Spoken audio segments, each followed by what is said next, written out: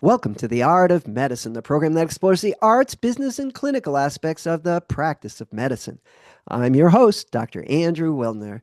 Today, I'm pleased to welcome Rashie Jain. Rashie is an engineer and the founder of Marvix.AI, an AI-powered scribe designed for the complex discussions between patients and their neurologist. In a minute, we're going to discuss the pros and cons of having an artificial intelligence program take notes during a patient encounter versus a human scribe versus the doctor doing it all him or herself. But first, a word from our sponsor, locumstory.com. Locumstory.com is a free, unbiased educational resource about locum tenens. It's not an agency. Locum Story answers your questions on their website, podcasts, webinars, videos, and they even have a Locums 101 crash course. Learn about locums and get insights from real-life physicians, PAs, and NPs at locumstory.com. And now to my guest. Welcome, Rashie Jain. Thanks, Dr. Wilner, for having me here. Yeah, thank you. I was recently at the American Academy of Neurology meeting in San Diego in April, and your company, Marvix.AI, had a booth, and I talked to a really personable young man who insisted I do a demo and see. And so we made believe that he was a patient with migraine.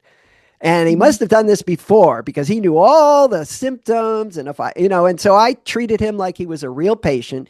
And in the background, ambient, right? In the background, he had the AI recorder going. We must have gone on for probably about 10 minutes to kind of get migraine, the history, very, very important in migraine. Not much to find on physical exam. It's all about the story, nausea, vomiting, photophobia, phonophobia. Do your parents have it?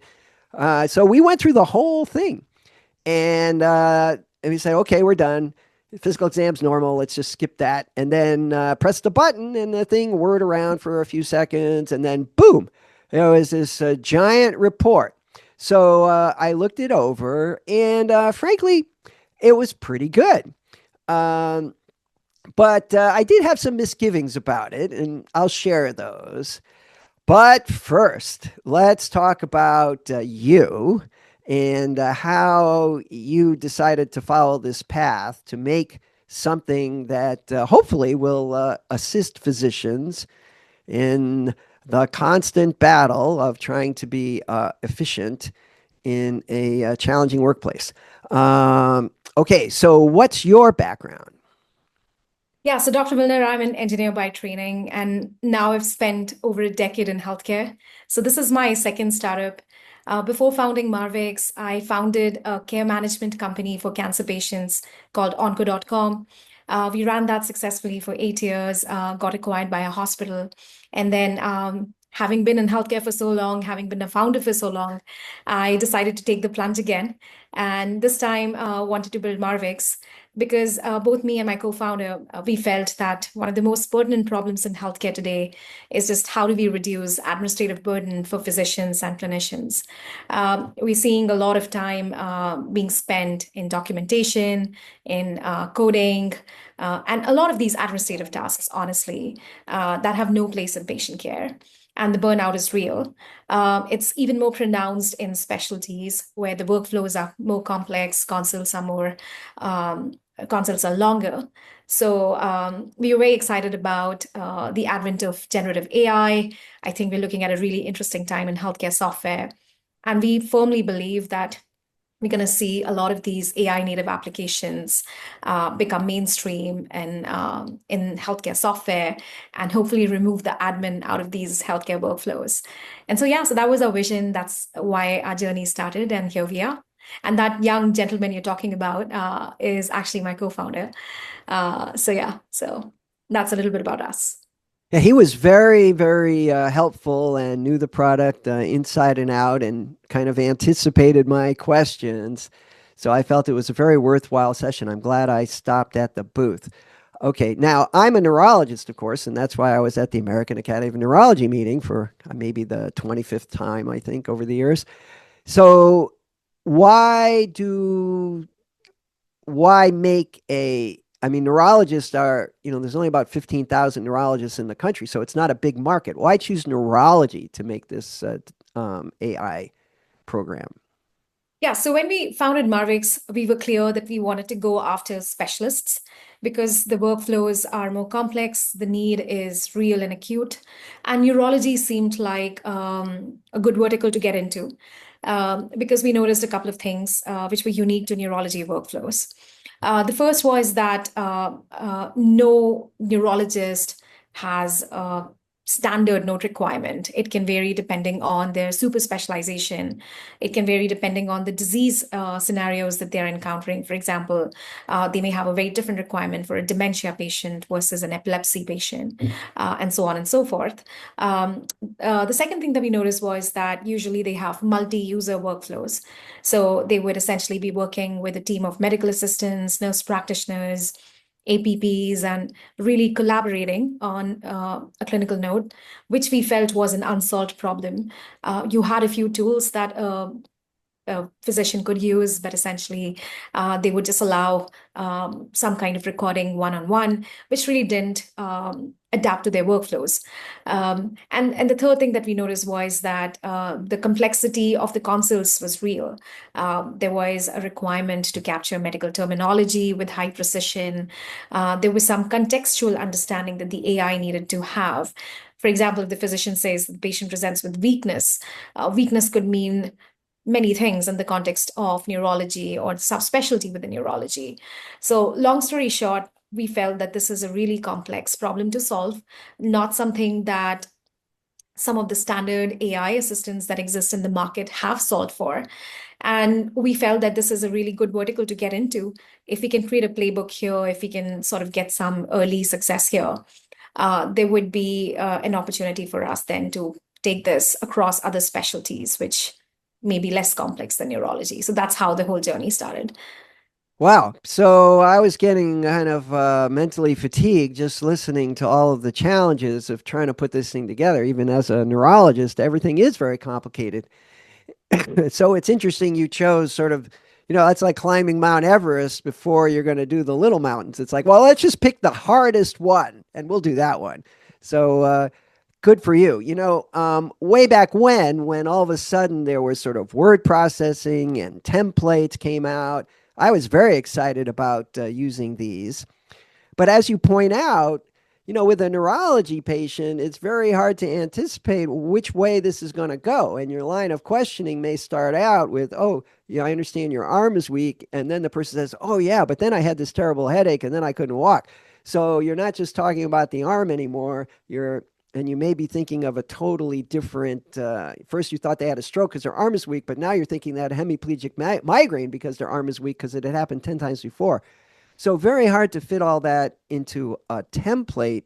I actually did create using when Office came out, a database because I'm an epileptologist and I had hundreds, if not thousands of patients that Oh, I wow. put on the template. How old were you when it started? Anyone in the family Mhm. history? A lot of questions I could do yes, no, yes, no, yes, no. When was your last MRI? Okay, 1995. What did it show? With sort of bullet points because in those days we had paper charts. And Yeah. so just going through the chart to find the basic database was very, very hard. So that did turn out to be a time saver.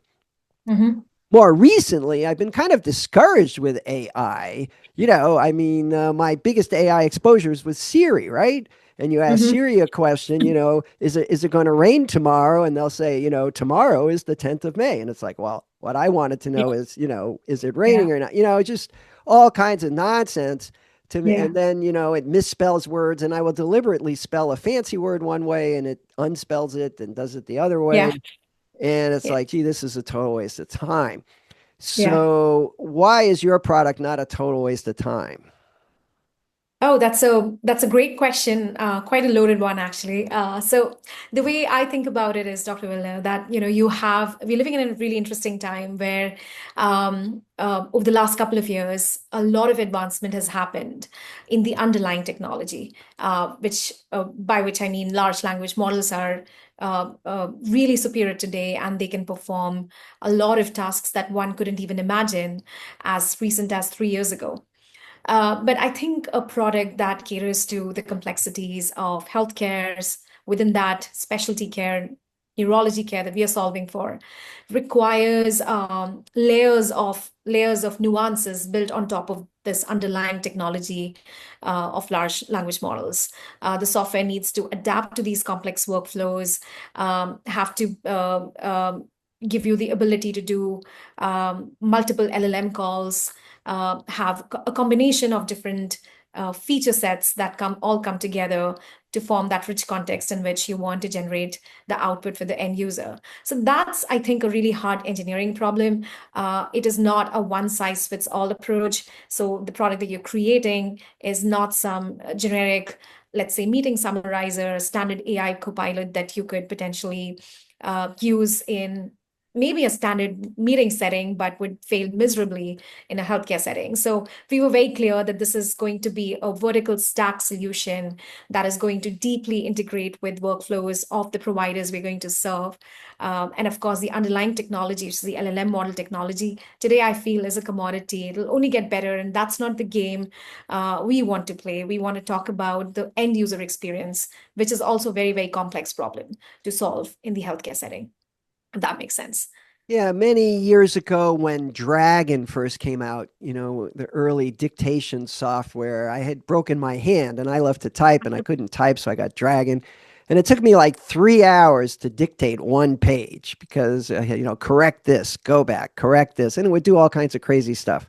And over time, Dragon has improved to the point where but for medical use, which is what I was using, you needed a special option, right? There was the medical version because that's got all the fancy medical words. And of course, radiologists use their radiology version now, I think with a Mhm. pretty high degree of accuracy, Yes. in part because usually what they say is more or less the same.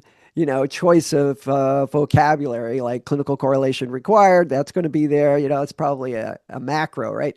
Yeah. And but they tend to use the same words. So I know you've gone past the development stage. Your Mhm. product is actually in use, right, in a number of physician neurologist offices. So Yes. we call this an ambient scribe, right? It's just you just turn on, I guess, your phone. Is it an app in your phone? Is that how it works? We're device agnostic. So we provide apps on phone, iPad. You can even use it on your laptop because we have a web app. And all across all devices, the app would sync instantaneously. So you would actually start your recording on your phone and then process the note on the web. It seamlessly syncs across devices. So you just turn it on, and then you have your patient encounter normally. Is that right? Yes, so you turn it on, the app will ambiently record your conversation with the patient. You can forget about the device, you can forget about the app, you can have a normal conversation. You can talk about, for example, I don't know, a football match that you saw last night. Doesn't matter. The AI is smart enough to pick up the clinically relevant information from that really unstructured conversation that you had with your patient, and then generate a finished clinical note in a template format of your preference. And it's designed to pick up medically relevant facts from across the transcript. So you could be talking about, let's say, physical exam at the very beginning of your consult, and maybe towards the end of your 90-minute long consult, you may mention or note some other aspect which should tie into the physical exam. So the AI is smart enough to pick up, literally cull those important clinically relevant facts from different parts of the transcript and weave it into a structured note. Well, that's pretty impressive. I was initially thinking that I didn't like it because I like to take notes, Hmm. my own notes, but that this device does not say I can't do that. I can still take my own notes, but it's going to save me the trouble of putting them all together at the end. Yes. And of course, I'm sure it's editable if something the AI says isn't quite exactly what I wanted it to say. I had this discussion with somebody at the meeting, though, is sometimes I don't really know what the bottom line is until I process it myself. In other words, taking the notes and saying, well, this is a 29-year-old woman with headaches, and sometimes her arm gets numb and weak, and her family history. And it's like, oh, she has migraine. In other words, I don't figure it out. Mhm. So Mhm. by sort of having this device figure it out for me or do all the processing, I don't want to miss that step. So I'm just wondering, I wouldn't want it to sort of steal my thought process, particularly for people in training. Yeah. But seems like a great backup for people in training, but probably not the way to start out. Would you agree with that? I would. So we work with a few groups, a few academic hospitals where residents use our product, and it's really interesting how they use it. So they usually work in tandem with the attendings, and for a cohort of cases, they would use the AI. They would use Marvix, and then they would also do notes without the AI, and then they would go back and learn from the notes the AI Ah, created to actually train themselves in comprehensive note taking creation, because I guess that's a very important part of the full medical training. So yeah, so it can actually also be used as a training tool for residents, to make sure you create comprehensive notes and you learn that skill early on. oh, that's very interesting. Sometimes I have a student who writes a very good note, and I'll tell the other students, hey, look at George's note. Mhm. That was a good job. But, it's always sort of fraught with like, I don't want them to think I'm, favoritizing George, but, just so Yeah, happens he did a good job. But I could say, look at the AI note. yeah. It's your most diligent student. And it doesn't get tired. It doesn't get tired.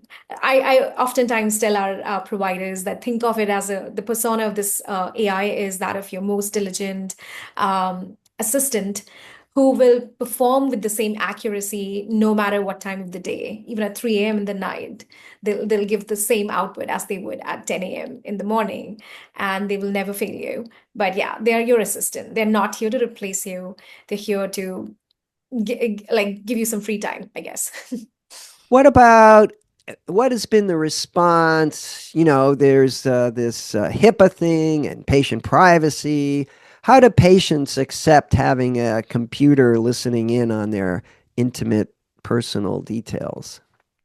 Right. So our software is obviously completely HIPAA compliant, stored on HIPAA compliant infrastructure.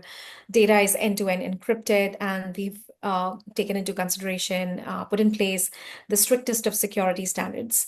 So all that's obviously in place. Now, with regards to the patient response, surprisingly, this has been positive. So we always encourage our providers to get the consent from their patients, do full disclosures that they'll be using an AI tool to help them write their notes. But patients tend to like it broadly, and the reason is that there's no laptop in the room. Providers are actually able to focus more on patient care, and so it overall improves the patient experience. So we've not really seen, honestly, any resistance to this from the patient community so far. Well, I'll just interject an anecdote. Way back when I used to see patients in private practice in my office, the epilepsy patients, I would sit there and would tell the story, and I'd review their chart and take their notes, and then I'd let them go, and then I would dictate a summary. Uh-huh. And that could take 5 or 10 minutes, to think about it and, sort of put it into words. And I remember getting dragged into my manager's office that patients were complaining that I didn't spend enough time with them. Mm-hmm. I Mm-hmm. was too quick because I had the information that I needed. I had reviewed the chart ahead of time, which was time they didn't see. And then I was dictating after the visit, which was also time they didn't see. So I had a brilliant idea. I said, I know what I'm going to do. I'm going to dictate while they're still there. Oh, really? Okay. And to me, that sort of felt a little bit rude in that I was taking up their time to do sort of administrative work. So I just started doing that. I had my little cassette, dictator thing, a Yeah. dictaphone. Yeah. Yeah. I don't know if dictaphone has survived, but dictaphone, and I would dictate. And I could usually dictate pretty quickly. I mean, I can do a whole long AI kind of report in a few minutes.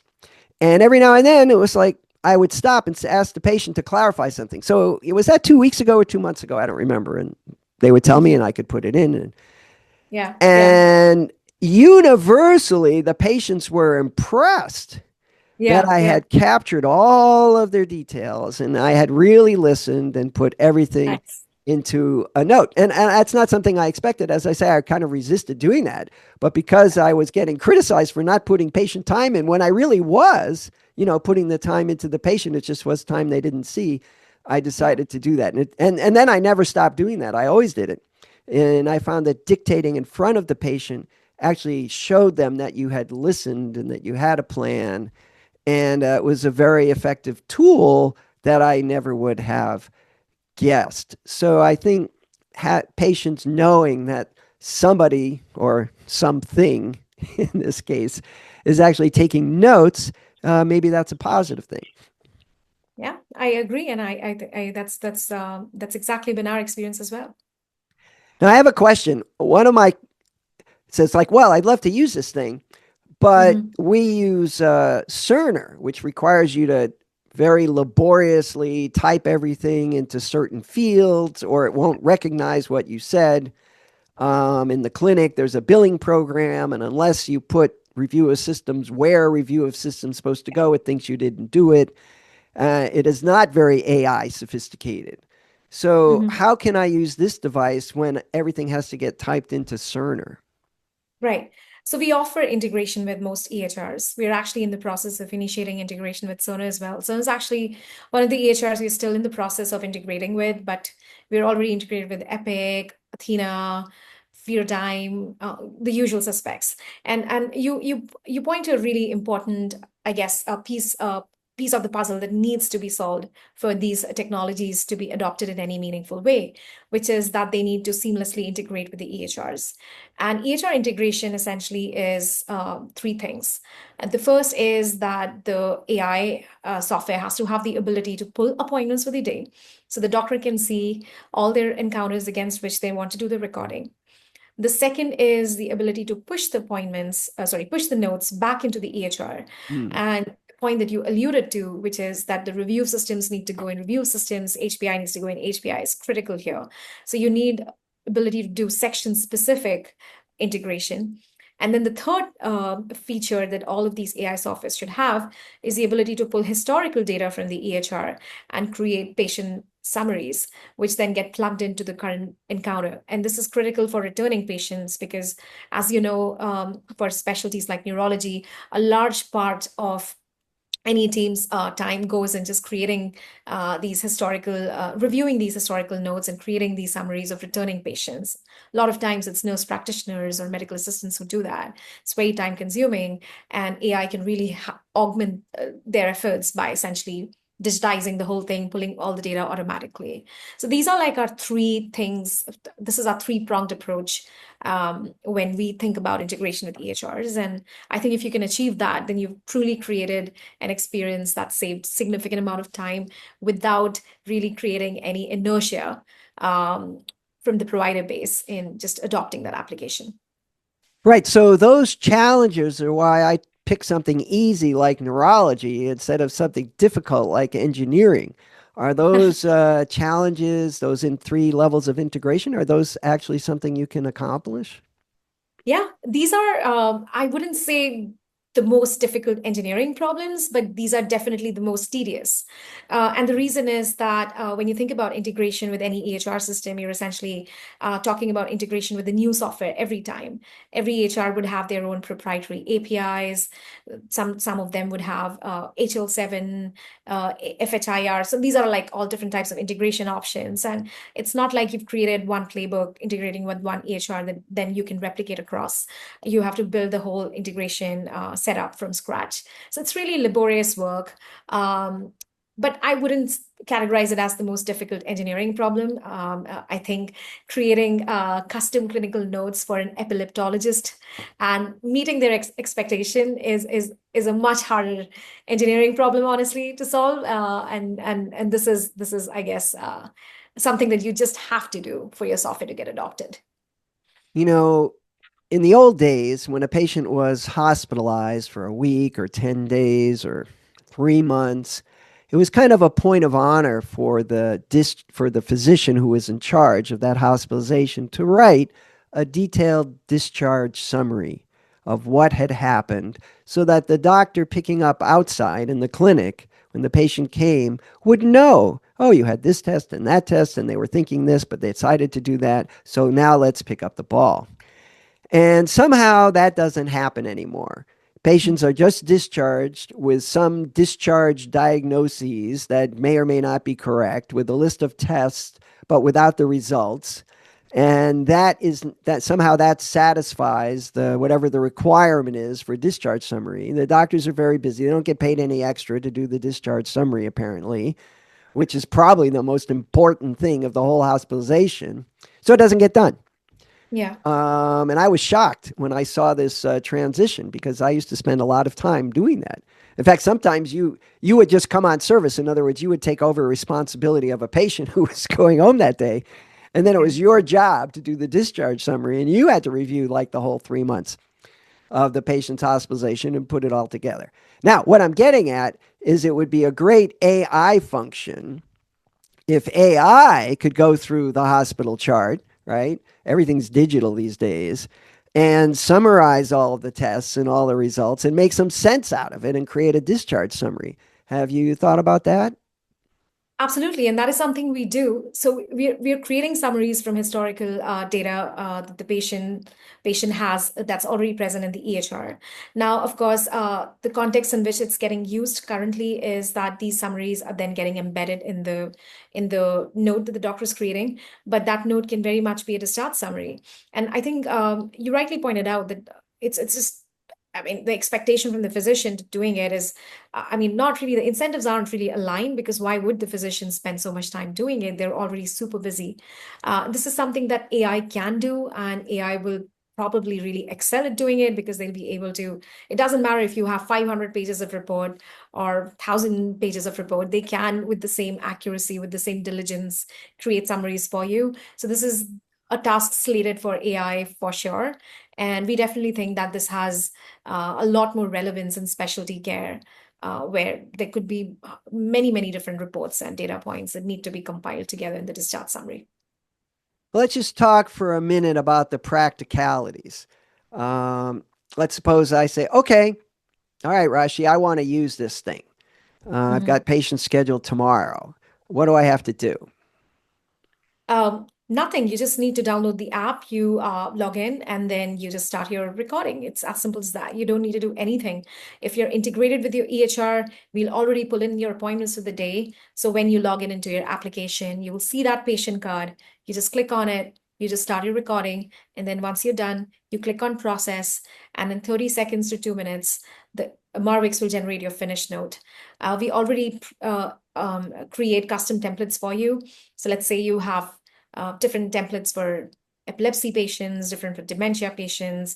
You can just select the relevant template from the app, and then the note will get created in that format. And then one quick thing I'll add, Marvix just doesn't summarize the conversation that you're having with your patient. It also plugs in data that was never verbalized, but that needs to be there in the note. For example, your macros that you would in normal situation put it in yourself or somebody in your team would do that for you to complete the note comprehensively.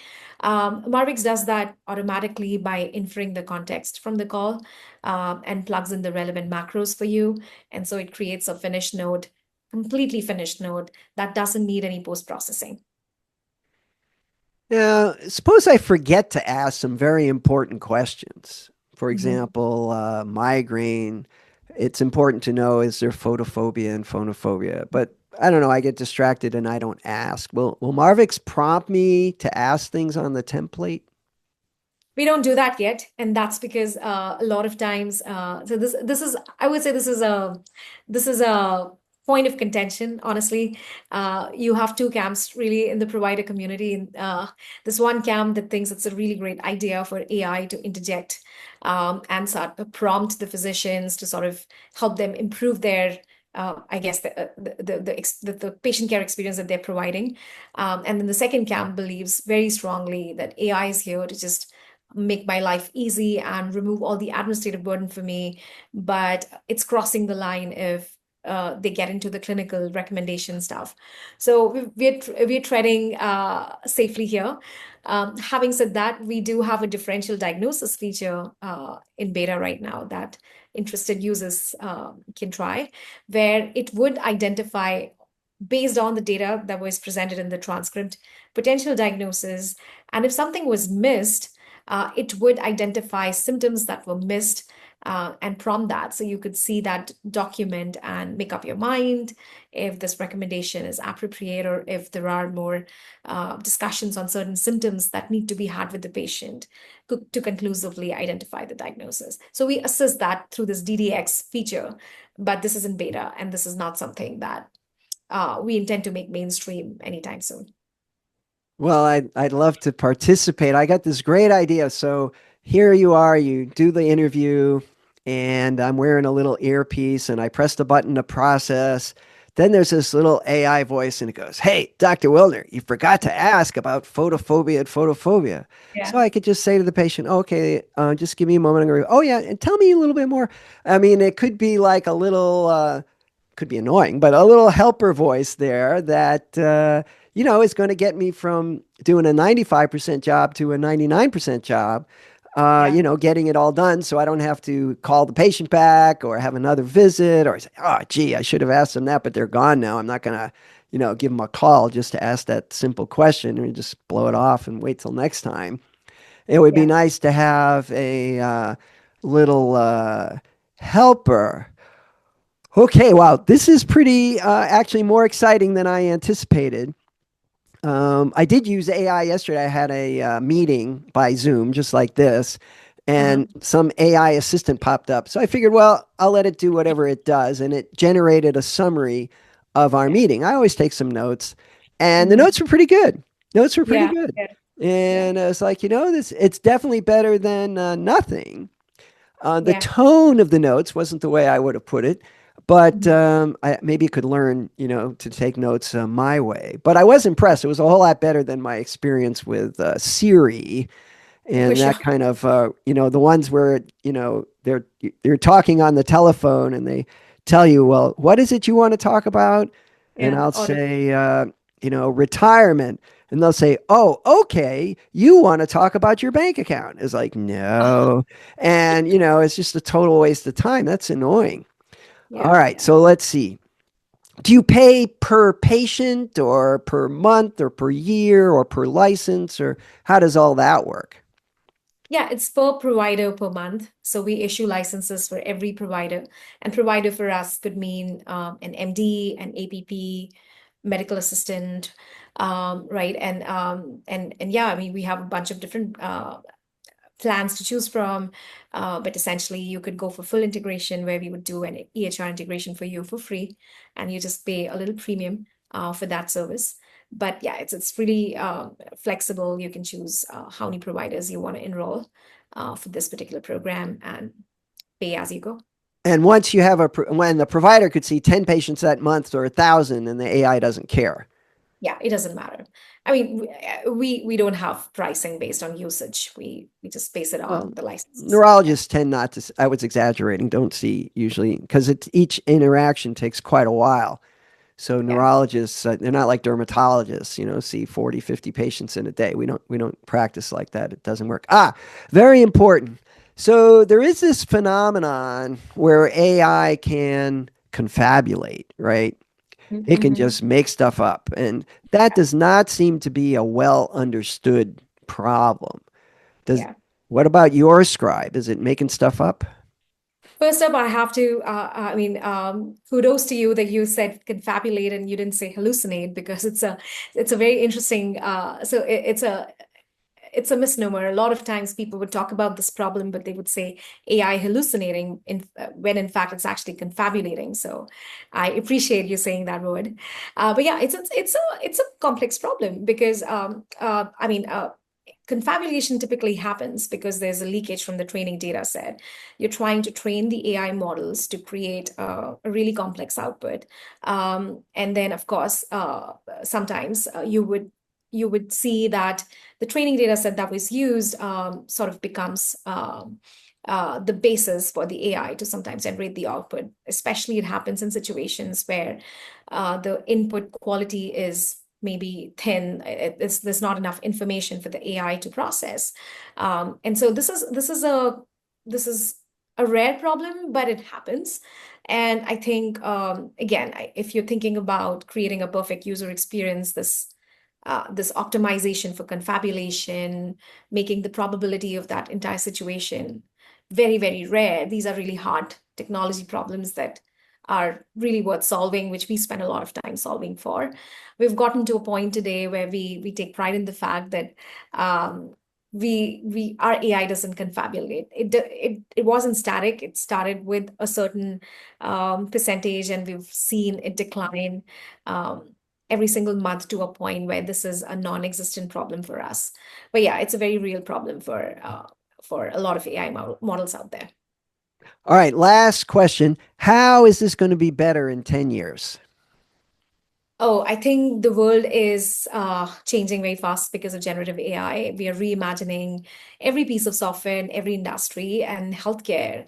I think, unlike in the past, where healthcare industry was always a laggard when it came to adopting new software, this time healthcare is leading the cause because I think the problem is just so much more acute in healthcare. There's a real need for better workflow solutions that can completely remove administrative burdens.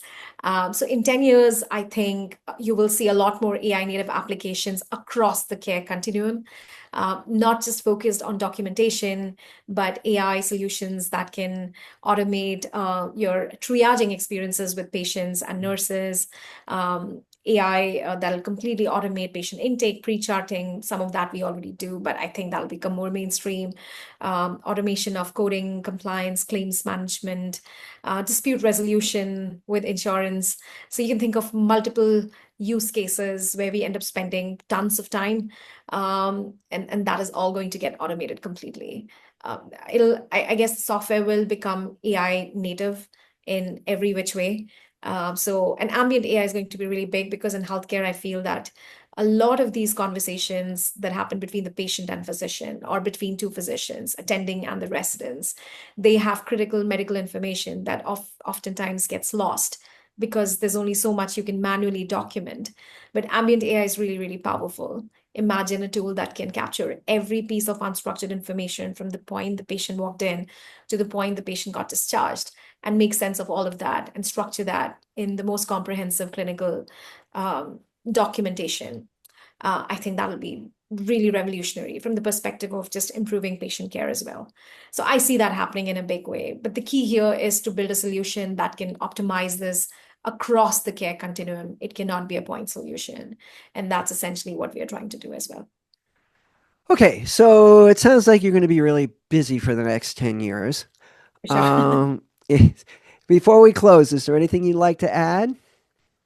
No, I mean, I would just say thank you so much for this opportunity, and I really enjoyed my conversation with you. It's so refreshing to speak with somebody who wears so many hats, not just a physician, also such a fantastic podcaster. I really appreciate the questions you asked me. Got me into thinking a lot more about all the different things we have to do. So I appreciate that. Well, thanks very much for the compliment, and I certainly enjoyed our little discussion. I'm looking forward to new AI, and it looks like my own personal biases are evolving, so that's exciting too. Yeah, appreciate it. Thank you so much. Thanks for having me. Rashie Jain, thanks for joining me on The Art of Medicine. And now a final thanks to our sponsor, locumstory.com. Locumstory.com is a free, unbiased educational resource about locum tenens. It's not an agency. Locum Story exists to answer your questions about the how-tos of locums on their website, podcast, webinars, and videos. They even have a Locums 101 crash course. At locumstory.com, you can discover if locum tenens make sense for you and your career goals. What makes locumstory.com unique is that it's a peer-to-peer platform with real physicians sharing their experiences and stories, both the good and bad, about working locum tenens. Hence the name, Locum Story. Locumstory.com is a self-service tool that you can explore at your own pace with no pressure or obligation. It's completely free. Thanks again to locumstory.com for sponsoring this episode of The Art of Medicine. I'm Dr. Andrew Wilner. See you next time.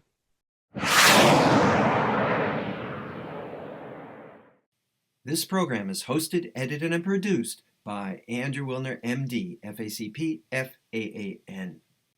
Guests receive no financial compensation for their appearance on The Art of Medicine. Andrew Wilner, MD, is Associate Professor of Neurology at the University of Tennessee Health Science Center, Memphis, Tennessee. Views, thoughts, and opinions expressed on this program belong solely to Dr. Wilner and his guests, and not necessarily to their employers, organizations, or other group or individual. While this program intends to be informative, it is meant for entertainment purposes only. The Art of Medicine does not offer professional financial, legal, or medical advice. Dr. Wilner and his guests assume no responsibility or liability for any damages, financial or otherwise, that arise in connection with consuming this program's content. Thanks for watching. For more episodes of The Art of Medicine, please subscribe. www.andrewwilner.com